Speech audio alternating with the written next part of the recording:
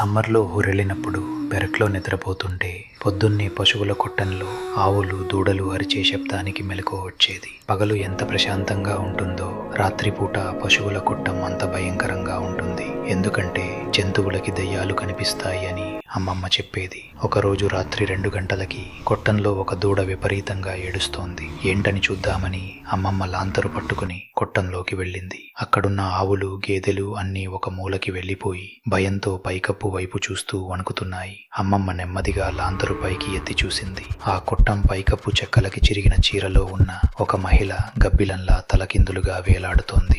ఆమె కాళ్ళు చెక్కలకి అతుక్కుని ఉన్నాయి. ఆమె చేతుల్లో ఆ ఏడుస్తున్న దూడ ఉంది. ఆ దూడ మెడ కొరికి రక్తం తాగుతూ అమ్మమ్మ వైపు చూసి కళ్ళు తేలేసి వికారంగా నవ్వింది. ఆ క్షణంలో అమ్మమ్మ స్పృహ తప్పి పడిపోయింది. మీ ఇంట్లో పెంపుడు జంతువులు రాత్రిపూట చీకట్లోకి చూసి భయపడుతుంటే అక్కడ ఇంకెవరో ఉన్నట్లే. ఇలాంటి భయంకరమైన కథల కోసం తెలుగు హారర్ ఫైల్స్ని ఫాలో అవ్వండి, సబ్స్క్రైబ్ చేయండి.